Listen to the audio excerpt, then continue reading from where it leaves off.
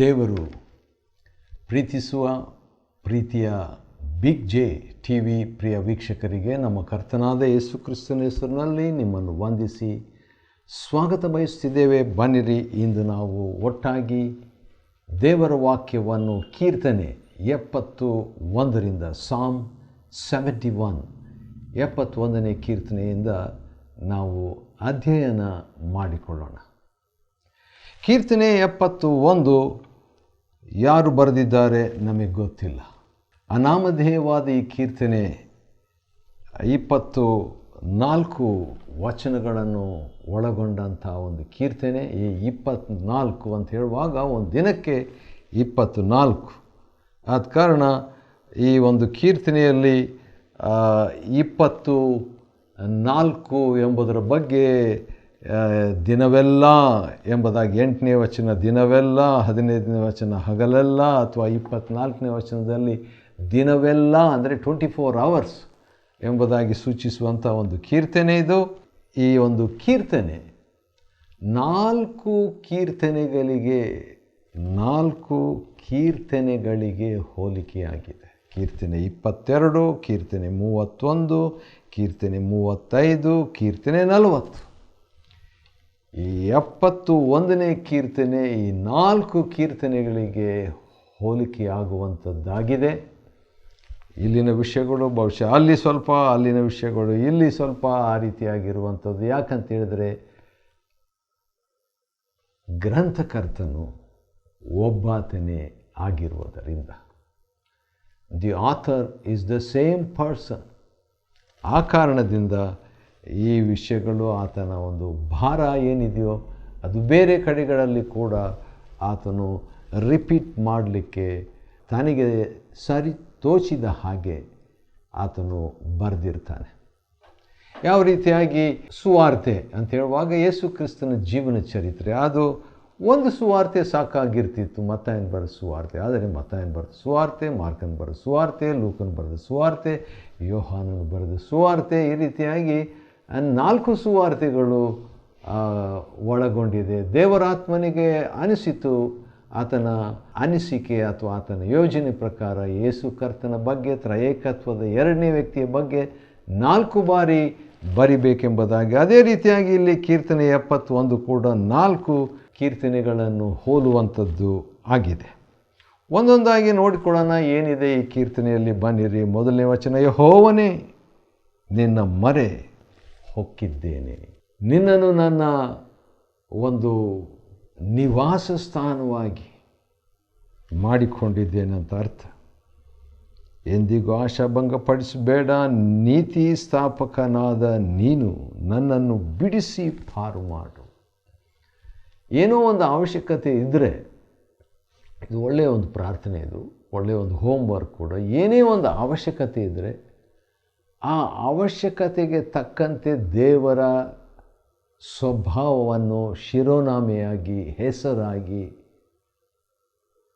ಎತ್ತಿ ಪ್ರಾರ್ಥನೆಯಲ್ಲಿ ಆಡುವಂಥದ್ದು ಭಾಳ ಒಳ್ಳೆಯ ಒಂದು ಸಂಗತಿಯಾಗಿದೆ, ಅನುಭವ ಆಗಿದೆ. ಅದನ್ನು ನಾನು ಪ್ರಯತ್ನ ಮಾಡಲಿಕ್ಕೆ ಯತ್ನಿಸ್ತೇನೆ. ನೀವು ಕೂಡ ಅದನ್ನು ಪ್ರಯತ್ನ ಮಾಡುವಂಥದ್ದು ಒಳ್ಳೆಯದೇ. ಯಾಕಂತ ಹೇಳಿದ್ರೆ ದೇವರಿಗೆ ಕೆಲವು ಹೆಸರುಗಳನ್ನು, ಈಗ ಉದಾಹರಣೆಗೆ ನಮಗೆ ದೇವರ ಸಹಾಯ ಬೇಕು. ಆದ ಕಾರಣ ದೇವರೇ ನೀನೇ ನನ್ನ ಸಹಾಯಕನು ಅಂತ ಹೇಳ್ಬೋದು.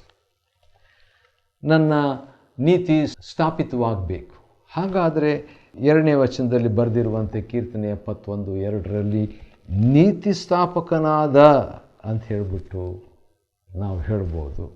ಅದೇ ರೀತಿಯಾಗಿ ಬೇರೆ ಕೆಲವು ಕಡೆಗಳಲ್ಲಿ ಕೀರ್ತನೆಗಾರನು ಮಾತಾಡುವಾಗ ಪ್ರಾರ್ಥನೆಗೆ ಉತ್ತರ ಕೊಡುವ ಆತನೇ ಎಂಬುದಾಗಿ ಪ್ರಾರಂಭ ಆತನು ಮಾಡ್ತಾನೆ, ಅಥವಾ ದೇವರಿಗೆ ಸಂಬೋಧಿಸ್ತಾನೆ. ಪ್ರಾರ್ಥನೆಗೆ ಉತ್ತರ ದಯಪಾಲಿಸುವ ಆತನೇ, ಅಥವಾ ನನ್ನ ರಕ್ಷಣೆಗೆ ಕಾರಣವಾಗಿರುವ ಆತನೇ.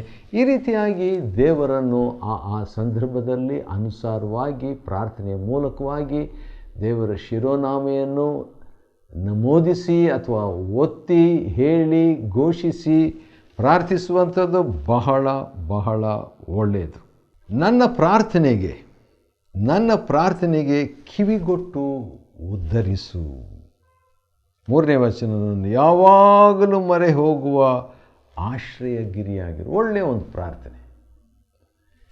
ಯಾವಾಗಲೂ ಅಂತ ಒಂದು ಪದ ಬಂದುಬಿಟ್ರೆ, ಉದಾಹರಣೆಗೆ ಕೀರ್ತನೆ 70 ಮತ್ತು 4ನೇ ವಚನದಲ್ಲಿ ದೇವ್ರಿಗೆ ಸ್ತೋತ್ರ ಅಂತ ಯಾವಾಗಲೂ ಅನ್ನುವವರಾಗಿರಲಿ.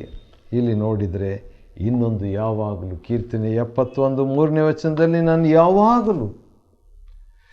ಯಾವಾಗಲೂ ಮೊರೆ ಹೋಗುವ ಆಶ್ರಯ ಗಿರಿಯಾಗಿರು. ಯಾವಾಗಲೂ ನಾನು ನಿನಗೆ ಅಧೀನವಾಗಿರುವಂಥ, ನಿನ್ನ ಆಶ್ರಯಕ್ಕೆ ಮರೆಯಾಗಿರುವಂಥ ಒಂದು ವ್ಯಕ್ತಿಯಾಗಿ, ಗಿರಿಯಾಗಿ ಇರು ಎಂಬುದಾಗಿ. ಹಾಗೆ ಹೇಳಿಬಿಟ್ಟು ನನ್ನ ರಕ್ಷಣೆಗೋಸ್ಕರ ಆಜ್ಞಾಪಿಸಿ ಅಲ್ಲವೇ ಅಂತ ಹೇಳ್ತಾನೆ. ರಕ್ಷಣೆ ಅಂತ ಹೇಳುವಾಗ ಯೇಸು ಕ್ರಿಸ್ತನೆಂಬ ರಕ್ಷಕನ ಬಗ್ಗೆ ನಮಗೆ ನೆನಪಾಗ್ತದೆ. ಯಾಕಂದರೆ ಪ್ರತಿ ಕೀರ್ತನೆಯಲ್ಲಿಯೂ ಯೇಸು ಕರ್ತನ ಬಗ್ಗೆ ನಾವು ನೋಡ್ತೀವಿ. ಇಲ್ಲಿ ನೋಡಿ, ರಕ್ಷಣೆಗೋಸ್ಕರ ರಕ್ಷಣೆ ಕೊಡುವ ಆತನು ರಕ್ಷಕನು. ನೀನೇ ನನ್ನ ಬಂಡೆಯು ಕೋಟೆಯು ಆಗಿದ್ದೀಯಲ್ಲ ದೇವರೇ ಅಂತ ಮತ್ತೆ ಮತ್ತೆ ಕೀರ್ತನೆಗಾರನು ಪ್ರಾರ್ಥನೆಯಾಗಿ ದೇವರಿಗೆ ಮೊರೆ ಇಡುವ ಆತನಾಗಿದ್ದಾನೆ. 5ನೇ ವಚನ, ಕರ್ತನಾದ ಯೆಹೋವನೇ. ಯೆಹೋವನಂದರೆ ಇರುವಾತನು. ಕರ್ತನ ಅಂತೇಳಿದರೆ ಒಡೆಯನು.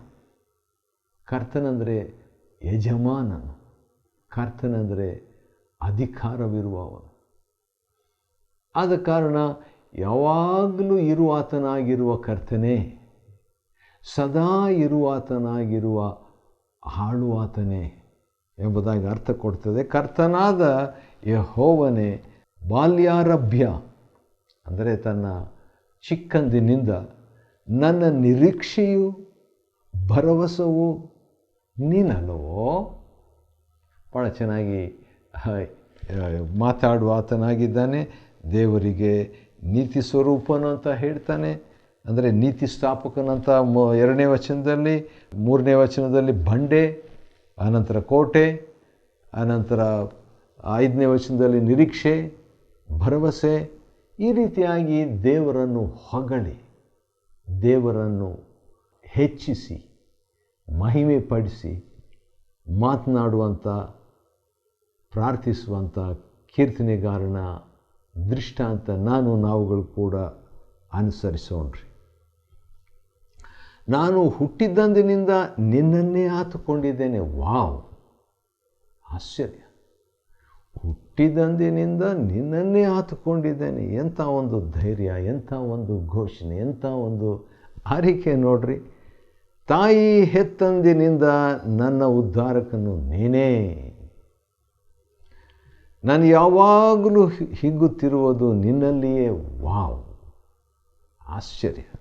ದೇವ್ರ ಸ್ತೋತ್ರ ಅಂತ ಯಾವಾಗಲೂ ಅನ್ನುತ್ತಾ ಇರಬೇಕೆಂಬುದಾಗಿ 70ನೇ ಕೀರ್ತನೆಯಲ್ಲಿ ಹೇಳಿದಂಥ ಕೀರ್ತನೆಗಾರನು ಈಗ 71ರಲ್ಲಿ ಯಾವಾಗಲೂ ದೇವರ ಮರೆ ಹೊಕ್ಕಿರುವಂಥ ಆಶ್ರಯ ಗಿರಿಯಾಗಿ ನೀನು ಇರಬೇಕಂತ ಅಪೇಕ್ಷೆ ಪಟ್ಟು ಈಗ 6ನೇ ವಚನದಲ್ಲಿ ಕೀರ್ತನೆ 71:6ರಲ್ಲಿ ನಾನು ಯಾವಾಗಲೂ ಹಿಗ್ಗುತ್ತಿರುವುದು ನಿನ್ನಲ್ಲಿಯೇ, ದೇವರಲ್ಲಿಯೇ ನಾನು ಹಿಗ್ತಾ ಇರಬೇಕು. ನಾನು ಕೊಚ್ಚಿಕೊಳ್ಳೋದು ದೇವರಲ್ಲಿಯೇ, ಹೆಮ್ಮೆ ಪಡೋದು ದೇವರಲ್ಲಿಯೇ, ದಿನವೆಲ್ಲ ನಾನು ದೇವರಲ್ಲಿಯೇ ಹಿಗ್ಗುತ್ತಿರಬೇಕು.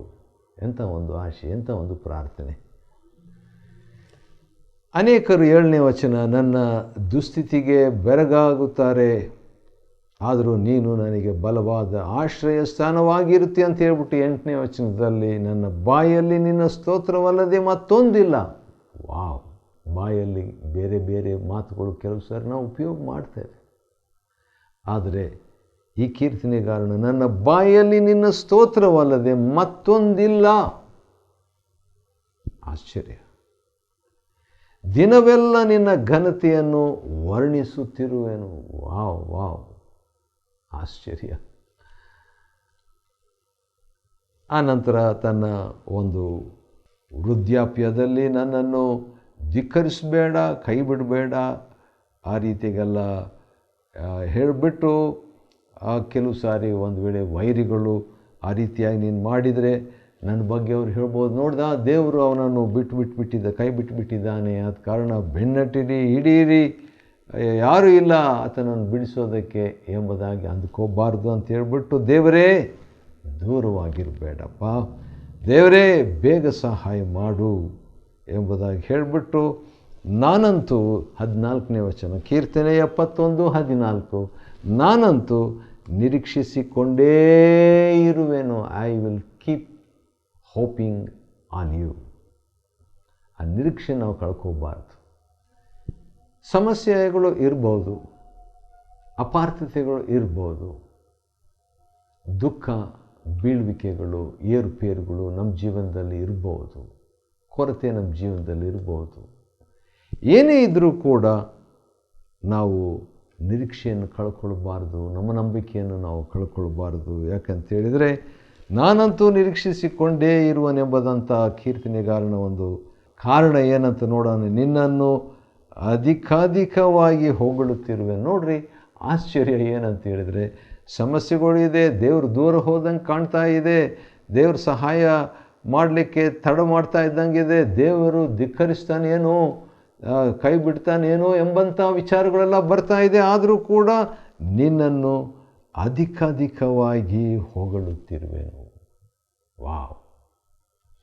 ಅಧಿಕವಾಗಿ ನಿನ್ನನ್ನು ಹೊಗಳ್ತಾ ಇರೋದು, ಅದನ್ನು ಬಿಡಲ್ಲ ನಾನು. ನನ್ನ ಬಾಯಿ ನಿನ್ನ ನೀತಿಯನ್ನು, ರಕ್ಷಣೆಯನ್ನು ಹಗಲೆಲ್ಲ ವರ್ಣಿಸುತ್ತಿರುವುದು. ವಾವ್! ಆಶ್ಚರ್ಯ ನನಗೆ. ಈ ಕೀರ್ತನೆಗಾರನು ನೋಡ್ರಿ, ಎಷ್ಟು ದೇವರನ್ನು ಹೊಗಳ್ತಾನೆ, ಎಷ್ಟರ ಮಟ್ಟಿಗೆ ದೇವರನ್ನು ವರ್ಣಿಸ್ತಾನೆ. ಹೌದು, ನಿನ್ನ ನೀತಿಯನ್ನು, ರಕ್ಷಣೆಯನ್ನು.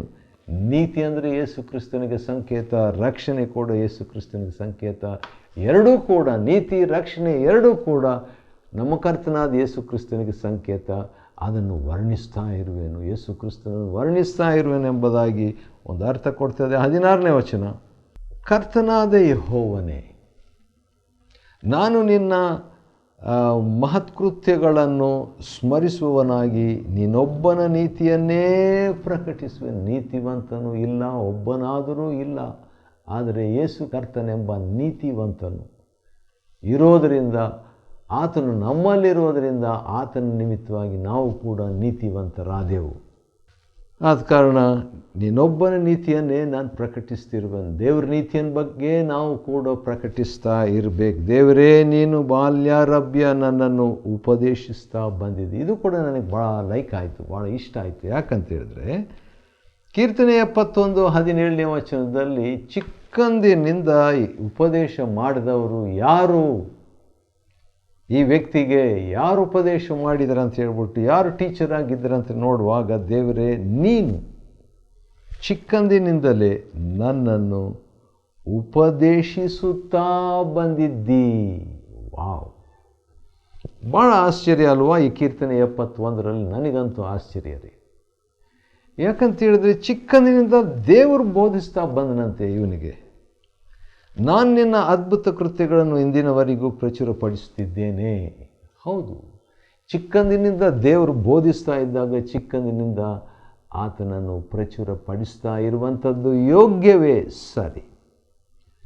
18ನೇ ವಚನ, ಕೀರ್ತನೆ 71, ದೇವರೇ, ನಾನು ನರೆಯ ಮುದುಕನಾದಾಗಲೂ ಕೈ ಬಿಡಬೇಡ. ಭವಿಷ್ಯದ ಬಗ್ಗೆ ಸ್ವಲ್ಪ ಯೋಚನೆ ಮಾಡ್ತೇನೆ. ಯಾಕೆ ಆ ರೀತಿಯಾಗಿ ಇವನು ಬದುಕಬೇಕು, ಕೈ ಬಿಡಬಾರ್ದು ದೇವರು ಮುದುಕನಾಗಿದ್ದಾಗ ಎಂಬ ಕಾರಣ ಸ್ವಲ್ಪ ನಾನು ನೋಡಿದಾಗ ಆ ಕಾರಣ ಕೊಡ್ತಾನೆ 18ನೇ ವಚನದ 2ನೇ ಭಾಗದಲ್ಲಿ. ಆಗ ಅಂದರೆ ದೇವರು ಕೈ ಬಿಡದಿದ್ದರೆ ಮುದುಕನಾಗಿದ್ದಾಗ, ಆಗ ಮುಂದಿನ ತಲೆಯವರಿಗೆ ನಿನ್ನ ಭುಜಬಲವನ್ನು ಸಾರುವೆನು. ಯಾಕೆ ನನ್ನನ್ನು ಉಳಿಸ್ಬೇಕು, ಯಾಕೆ ನನ್ನನ್ನು ಕೈ ಬಿಡದೆ ಕಾಪಾಡ್ಕೋಬೇಕಂತ ಹೇಳಿದರೆ, ನಾನು ಮುಂದಿನ ತಲೆಮಾರುಗಳಿಗೆ ದೇವ್ರ ಬಗ್ಗೆ ಹೇಳಬೇಕು. ವಾವ್!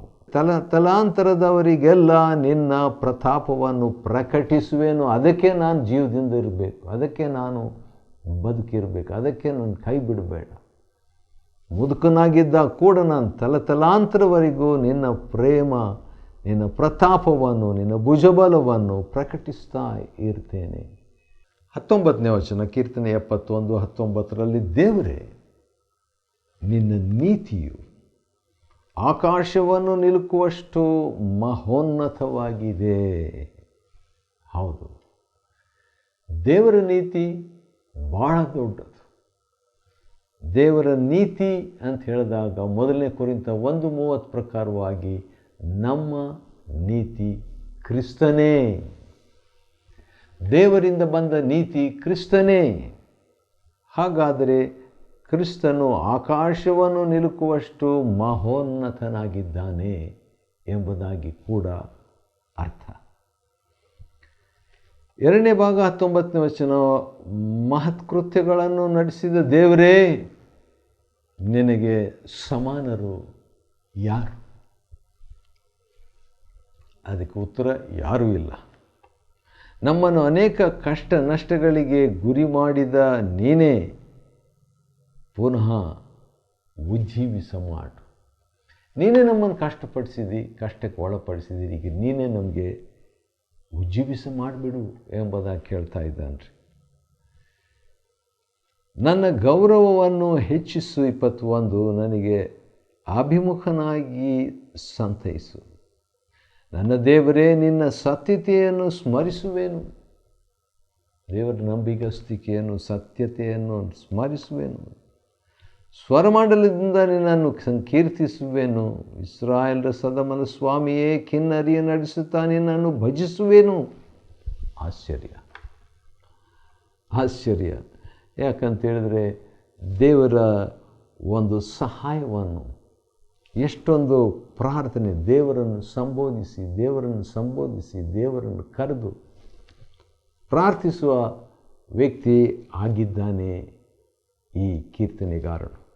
ಆನಂತರ 22ರಲ್ಲಿ ಸತ್ಯತೆ ಅಂತ ಹೇಳುವಾಗ ಯೇಸು ಕ್ರಿಸ್ತನಿಗೆ ನಾವು ಅದನ್ನು ತಕ್ಕೊಳ್ಬಹುದು. ಇಸ್ರಾಯೇಲರ ಸದಮಲ ಸ್ವಾಮಿಯೇ, ಕಿನ್ನರಿಯನ್ನು ನುಡಿಸುತ್ತಾ ನಿನ್ನನ್ನು ಭಜಿಸುವೆನು. ಕೀರ್ತನೆಯಲ್ಲಿ ತುಂಬ ದೇವರಿಗೆ ಸ್ತೋತ್ರ ಮಾಡುವಂಥದ್ದು, ದೇವರನ್ನು ಕೊಂಡಾಡುವಂಥದ್ದು, ದೇವರನ್ನು ಸಂಕೀರ್ತಿಸುವಂಥದ್ದು, ದೇವರಿಗೆ ಮೊರೆ ಇಡುವಂಥದ್ದು, ಪ್ರಾರ್ಥನೆ, ವಿಜ್ಞಾಪನೆ, ಸ್ತೋತ್ರ, ಸ್ತುತಿ, ಆ ರೀತಿಯಾಗಿ ಇರುವಂಥದ್ದು ಈ ಕೀರ್ತನೆ. ಮುಂದುವರಿಸೋಣ ನಾವು. ಕಿನ್ನರಿಯನ್ನು ನುಡಿಸುತ್ತಾ, ಹಾಗಾದರೆ ಇದನ್ನು ಮ್ಯೂಸಿಕ್ ಸಂಗೀತಗಾರನಾಗಿರಬೇಕು. ನಿನ್ನನ್ನು ಭಜಿಸುವೆನು, ನನ್ನ ತುಟಿಗಳು ನೀನು ರಕ್ಷಿಸಿದ ನನ್ನ ಪ್ರಾಣವು ನಿನ್ನನ್ನು ಹಾಡಿ ಹರಸುವವು. ನನ್ನ ಪ್ರಾಣ ಅಂತ ಕೀರ್ತನೆಗಾರನು ಹೇಳಿಬಿಟ್ಟಿದ್ರೆ ಚೆನ್ನಾಗಿರ್ತಿತ್ತು, ಅದರಲ್ಲಿ ತಪ್ಪೇನಿಲ್ಲ. ಯಾಕಂದರೆ ಕೀರ್ತನೆ 40ರಲ್ಲಿ ಆ ರೀತಿಯಾಗಿ ಹೇಳುವಂಥದ್ದನ್ನು ನಾವು ಗಮನಿಸಬಹುದು. ಏನಂತಿದೆ ಕೀರ್ತನೆ 40 2ನೇ ಅಧ್ಯಾಯದ 5ನೇ ವಚನದಲ್ಲಿ ಈ ರೀತಿಯಾಗಿದೆ, ನನ್ನ ಮನವೇ ಅಥವಾ ನನ್ನ ಪ್ರಾಣವೇ ನೀನು ಕುಗ್ಗಿ ಹೋಗಿರುವುದು ಏನು, ಯಾಕೆ ನೀನು ವ್ಯಥೆ ಪಡುವುದೇಕೆ ಅಂತ ಹೇಳ್ಬಿಟ್ಟು ನನ್ನ ಮನವೇ, ನನ್ನ ಪ್ರಾಣವೇ, ನನ್ನ ಆತ್ಮವೇ ಎಂಬುದಾಗಿ ಹೇಳೋದರಲ್ಲಿ ತಪ್ಪೇನಿಲ್ಲ. ಆದರೆ ಈ ಕೀರ್ತನೆಗಾರನು ಹೇಳುವಂಥ ಮಾತನ್ನು ನೀವು ಗಮನಿಸುವುದಾದರೆ ಆತನು ಈ ರೀತಿಯಾಗಿ ಹೇಳ್ತಾನೆ. ಕೀರ್ತನೆ 71ನೇ ಕೀರ್ತನೆ 23ನೇ ವಚನದಲ್ಲಿ, ನನ್ನ ತುಟಿಗಳು ನೀನು ರಕ್ಷಿಸಿದ ನನ್ನ ಪ್ರಾಣವು. ನನ್ನ ಪ್ರಾಣ ಅನ್ನಲಿಕ್ಕೆ ಬದಲು ನೀನು ರಕ್ಷಿಸಿದ ನನ್ನ ಪ್ರಾಣವು. ಅದನ್ನು ಹೇಳಲಿಕ್ಕೆ ನಾನು ಇಷ್ಟಪಡ್ತೀನಿ ರೀ. ಯಾಕಂದರೆ ನನ್ನ ಪ್ರಾಣ ಅನ್ನೋಕ್ಕಿಂತಲೂ ದೇವರು ರಕ್ಷಿಸಿದ ನನ್ನ ಪ್ರಾಣ ಅಂತ ಹೇಳೋದು ಬೆಟ್ರ್ ಅಲ್ವಾ? ನಿನ್ನನ್ನು ಹಾಡಿ ಹರಿಸು, ಆ ರೀತಿಯಾಗಿ ಹೇಳಿಬಿಟ್ಟು ಕೊನೆಗೆ ಮುಕ್ತಾಯ ಯಾವ ರೀತಿಯಾಗಿ ಮಾಡ್ತಾನೆ. ಕೀರ್ತನೆ 71 ಭಾಳ ಇಂಟ್ರೆಸ್ಟಿಂಗ್. ಅದೇನಂತ ಹೇಳಿದ್ರೆ, ನನ್ನ ನಾಲಿಗೆಯು ದಿನವೆಲ್ಲ ನಿನ್ನ ನೀತಿ ಸಾಧನೆಯನ್ನು ವರ್ಣಿಸ್ತಾ ಇರುವುದು. ದಿನವೆಲ್ಲ ನನ್ನ ನಾಲಿಗೆ ನಿನ್ನ ನೀತಿ ಸಾಧನೆಯನ್ನು ವರ್ಣಿಸ್ತಿರುವುದು. ಆ ರೀತಿಯಾಗಿ ವರ್ಣಿಸುವಂತೆ ದೇವರು ನಮಗೆ ಸಹಾಯ ಮಾಡಲಿ. ಕೀರ್ತನೆ 71ನೇ ಅಧ್ಯಾಯವನ್ನು ಅಧ್ಯಯನ ಮಾಡಿಕೊಳ್ಳುವಂತೆ ದೇವರು ಕೊಟ್ಟ ಕೃಪೆಗಾಗಿ ಆತನಿಗೆ ಸ್ತೋತ್ರವಾಗಲಿ. ದೇವರು ನಿಮ್ಮನ್ನು ಆಶೀರ್ವದಿಸಲಿ.